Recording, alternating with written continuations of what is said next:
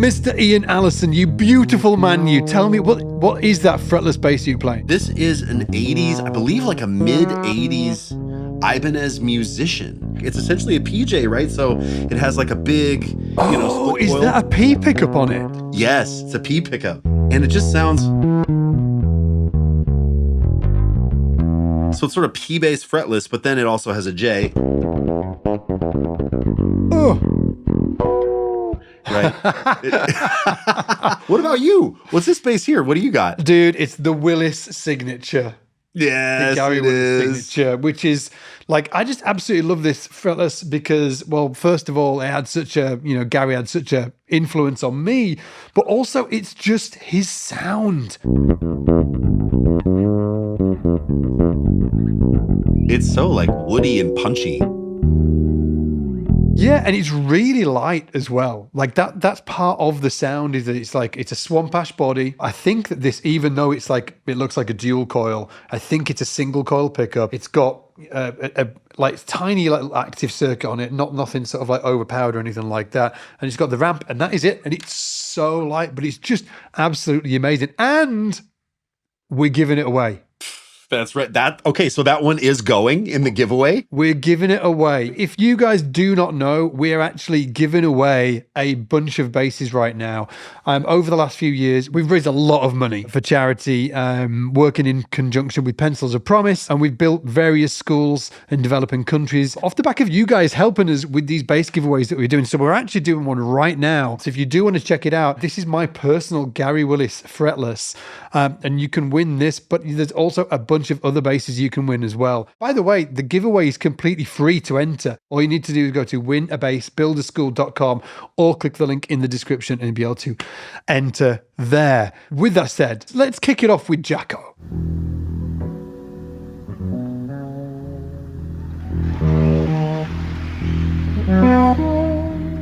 Oh,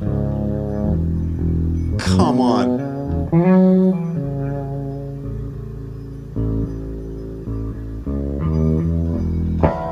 So this is, of course, Continuum off of, it was first heard on his solo record. Yeah. It came out in, I believe, 76. He has such fluidity, such incredible articulation and intonation. His intonation is crazy. And if you guys want the tab and notation, we'll make sure that is available for you, completely free, PDF down below. Just click that link in the description. You can get it there. He's running this E under everything, and then he'll play these three harmonics here, which would be sort of like on the 4th fret. Yeah. And then the melody,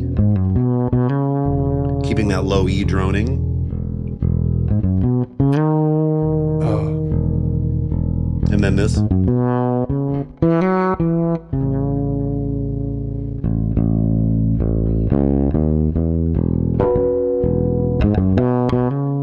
And it just goes on and on. But that one moment,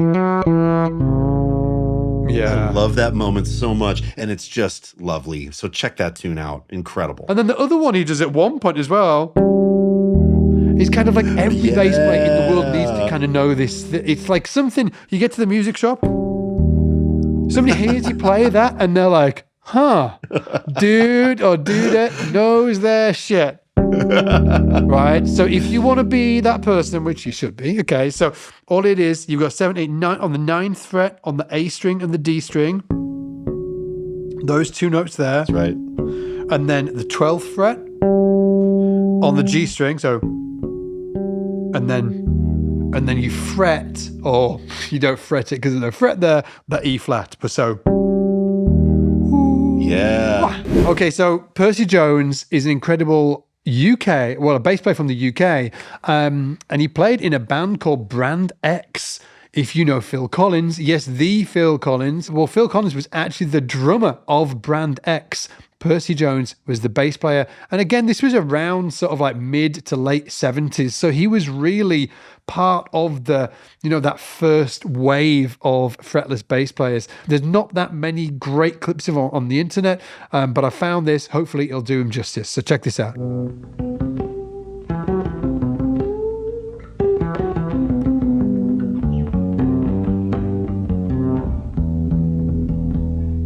Right here, go.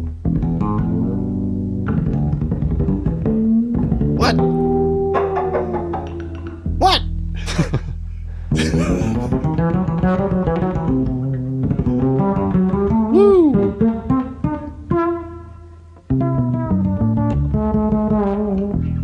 So there's like Crazy. there's a bunch of stuff that he's doing there. He's doing the Yes, whole so sort of like many this. things. Yeah, which I Right. originally saw Willis doing, like Gary Willis back in the day. He was Oh, but crazy. maybe he saw Yeah. Percy doing that at some point. I'm not sure. And then he was Wow. also doing, this. Yeah, the thumb. Yeah, and there's a bunch of different ways of doing that. So, for instance, if I wanted to make a harmonic out of here, I just go to where that fret would be up here, and then you've got that there, right? And see, check it out. What Scott's doing is he's laying his thumb down where the harmonic would be and then plucking with, first or second finger. Yeah, So use your thumb as sort of the harmonic finder. And do they call that a false harmonic? Or you can do it like this, That's right. and you can like this kind of thing. Yeah, Steve Bailey does it great. There's a bass player called Steve Bailey. Many of you all already know Steve. We've got a clip of him later on, and he does it on a 6-string really well. Okay, next up. Oh, Mick Karn. So we got Mick Karn here playing with Japan on his wall bass, and it's sort of hard to find examples of Mick playing solid repetitive bass lines. He's like moving around, he's sliding, he's giving all this like crazy vibrato, but his style is awesome. Yeah, just check out there's some other moves going on here that I will mention Oh afterwards. yeah, I'm dude. just he ain't getting away with it without me mentioning it. Check it out.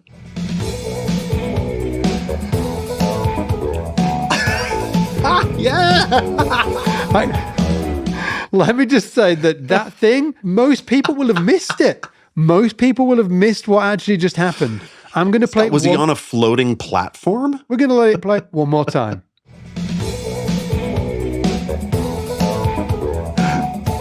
Oh, dude, it gets more intense.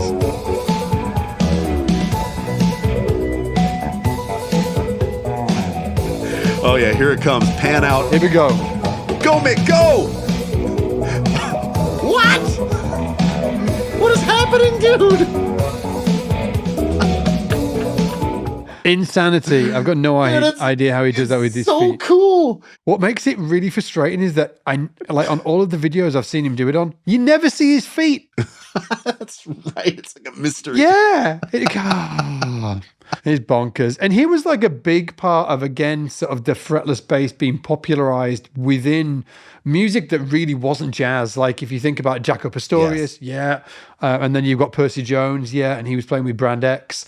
But there was other people doing it as well. And you're going to hear the fretless bass being introduced in lots of different styles of music as we go through these videos. So instead of like trying to break down a Mick Karn bass line, something you can do to get it in your hands, just roll back to that bridge pickup on a bass that you have, maybe a touch of drive.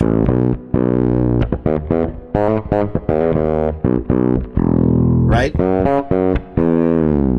And there's all these slides, but that sort of like attack.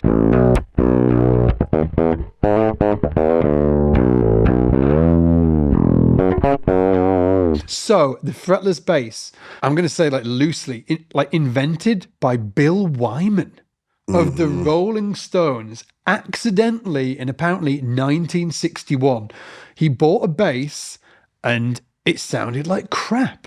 And it was buzzing, the whole thing. And he was like, I think it's something to do with the frets. I'm going to pull the frets out and then I'm going to put some new frets in. He always had the intention of putting them back in, or another set of frets, but played it and was like, whoa, this actually sounds pretty cool. So if you listen to Paint It Black by the Rolling Stones, he's actually playing a fretless bass on that. And apparently that is the first recorded fretless bass in history. You've also got a great story about Bakithi, who we're about to play. Dude. So Bakithi Kumalo playing here with Paul Simon, Diamonds on Her Soles of Her Shoes. Again, one of these kind of like massive fretless tracks in history. But Bakithi told you a great story about why he played fretless bass. So let's listen to the track and then you can tell the story.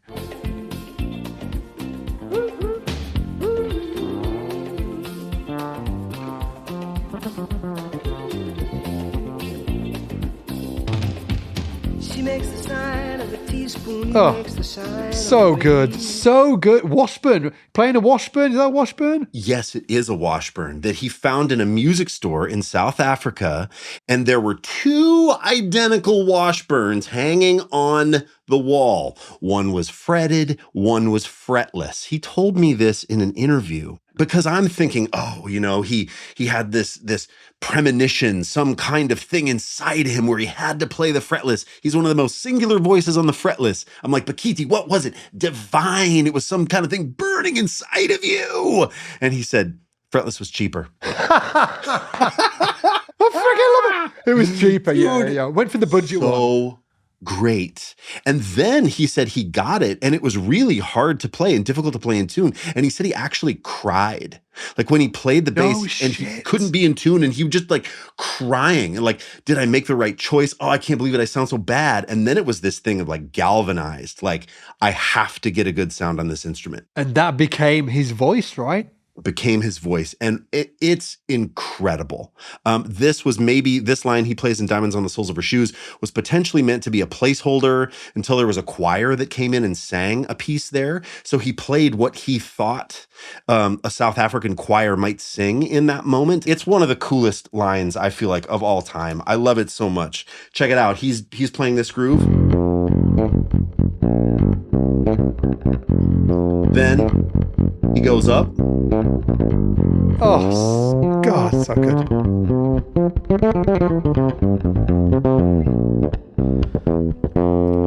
Damn, that bass sounds good. By the way, everybody, we will make sure that we've got tab and notation with this as well. So go grab that tab and notation. The link is in the description below. Paul Young, Wherever I Lay My Hat.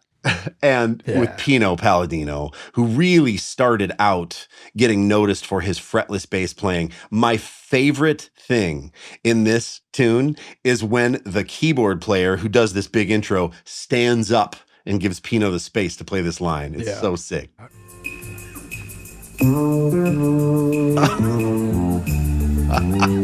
Oh. Amazing.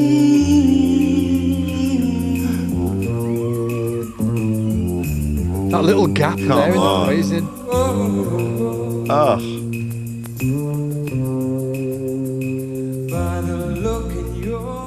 And check this out. We've actually got Pino talking about it as well. Check it out. No, it's just something I kind of hid it in my head when they suggested something for the intro. And I just had an idea to play this melody, which was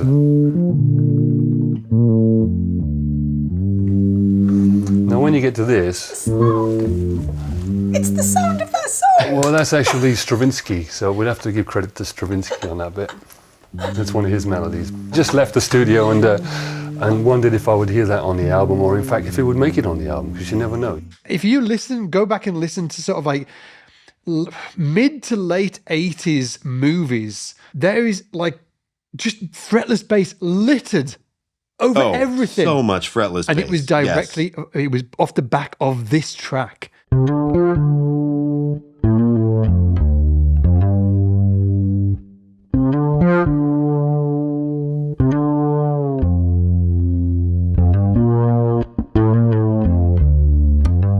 Oh man, what a great line. God. Oh, dude, we've got another whopper coming up. Check this out. I love this version of it as well. Oh Tony Levin. This bass line. Look at the computer screen, dude. Turn on an octave pedal, grab a pick, chorus, your fretless bass, and you get this Tony Levin thing. Oh. Then this line. Oh no, come on, Ian.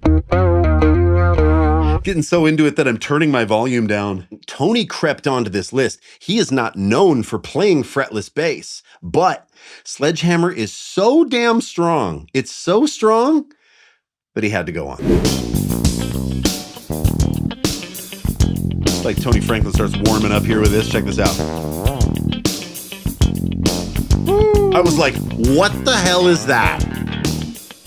Is that the first time you'd ever heard it? Yeah. I was like, what is that?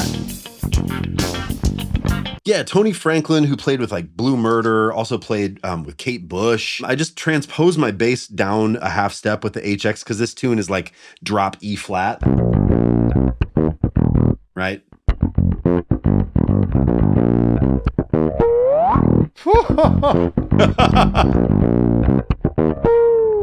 What's going on there? Here, I'll get rid of the transposition. I just have a tiny bit of drive, and all that's happening to get that to work is taking your finger, playing a harmonic, and then pressing it down on the fingerboard, and then sliding it around.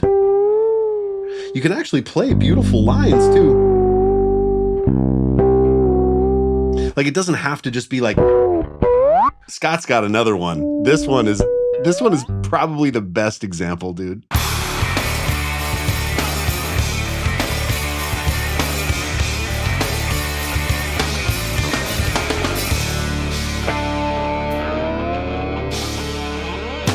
Obviously, the great Jeff Ament playing this incredible fretless bass line on Even Flow by Pearl Jam. He plays these notes, D and A, and now he doesn't just slide it from here because you'd run out of room, right? He's doing this where he's taking this and then he's going from behind the nut. He goes from behind the nut, doesn't he? Yes. That's it. And you get all this range. I mean, it's sort of it's a long ass time, you know. To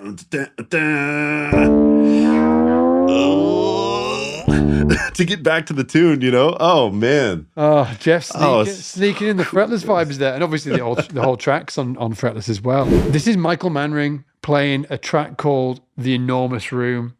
It is still to date the most outlandish thing I've ever heard on a bass. It's just absolutely incredible.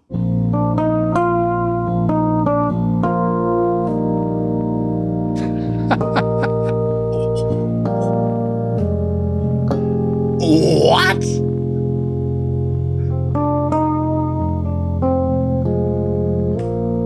I don't even know where to begin. The tuning keys, the intonation. It's called the different. Is it the hyper bass? Is that what they called it? Yeah, it's a Zahn hyper bass that has piezo pickups all over it and in the neck. Yeah, it's got like, if you've ever seen like a D tune on a bass, it's got things like that, not that, kind of like that on down here and the bridge, on here. So he can detune all of the strings in multiple different ways as he's playing it. Just to point out as well that he's got an epoxy coated fingerboard on that bass. Yeah. Epoxy resin coated fingerboards on fretless basses do sound different. They have got a different vibe. Next clip, Gary Willis. This is the self-defense clip. It's self-defense. Unreal. And he's playing the earlier version of this.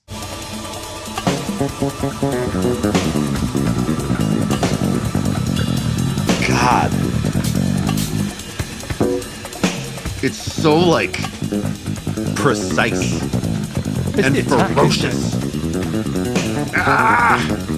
Gary's sound, his intention, his time feel, his attack, it's wild. And it's so like aggressive and pocketed to me that it feels like he just feels like leaps and bounds above the crop in this genre to me. I guess sort of like mid to late 80s, there was a huge explosion of fretless bass within like fusion music as well. You know, there was Gary Willis, obviously, but there was also Alain Caron, who's coming up next. Dude, Alain's playing is gorgeous. It's gorgeous, yeah.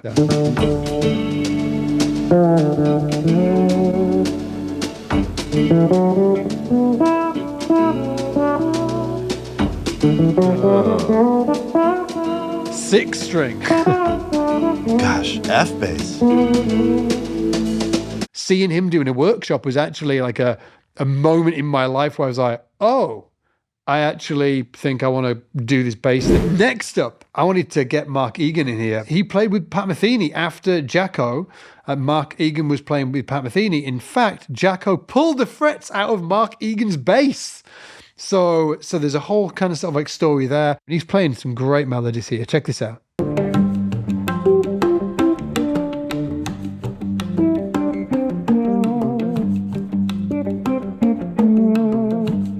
Yeah. Cool vibrato. Great tone, right?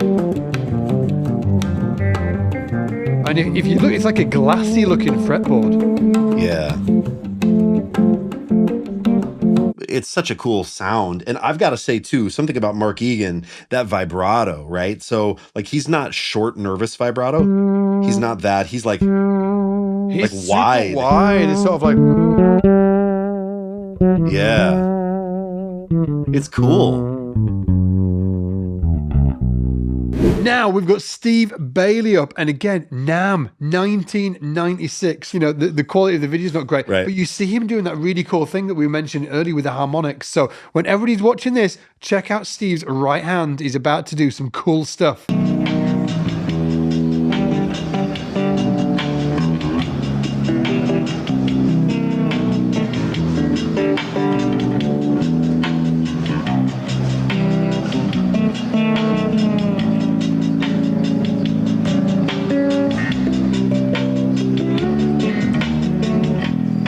Freaking love the tone of that bass on that clip as well. Oh, yeah, it's really cool. nice. Yeah, Steve Bailey, we salute you, man. You do so much for bass education at Berkeley. Just absolutely. rad. I had that book, dude. I tried to get that stuff under my fingers to no avail. Next up, a huge influence on me. I love this band, Primus. Of course, the great Les Claypool on the bass. Check this out. This is the Dennis Miller Show. Les just murdering Jerry Was a Race Car Driver. Jerry was a race car driver. He drove Cornhole fast. Never did win the checkered flag, but he never did come in last. And Jerry was a race car driver. He'd sell some #1 with a Bossiff sticker on his 442. He'd light him up just for fun. Blend back to the bridge, pick up a little bit, turn up your mid-range. I mean, there's this thing of like a flat 5 with Claypool. Where like if you tap a flat 5, I mean, I'm doing it pretty sloppy here, but the vibe of the sort of percussion of his tapping is the thing, not so much the perfect intonation. I mean, I'm just giving myself an out, but like he's cool to be all over the place. Yeah, man. So cool. He's killing it. And just for you guys out there who are like, but can you can tap on a fretless, but can you slap?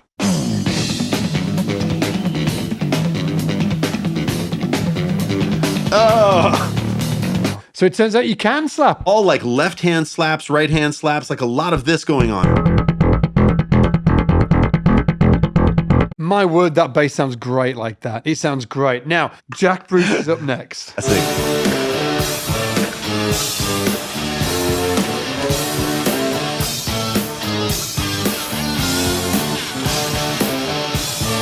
And a great riff to learn as well. Amazing.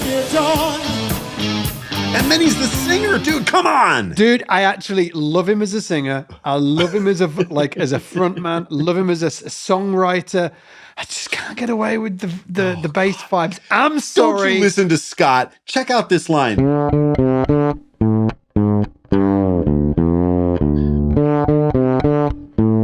It's a killer line. For you guys that want to learn it, we've put it together. Tab and notation again down below. Tab and notation down below. Without further ado, this is the amazing Richard Bona.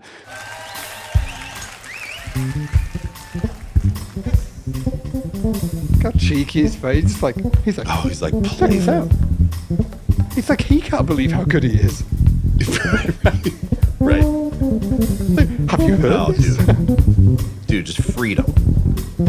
Fluidity. Oh my God. Joe just can't believe it.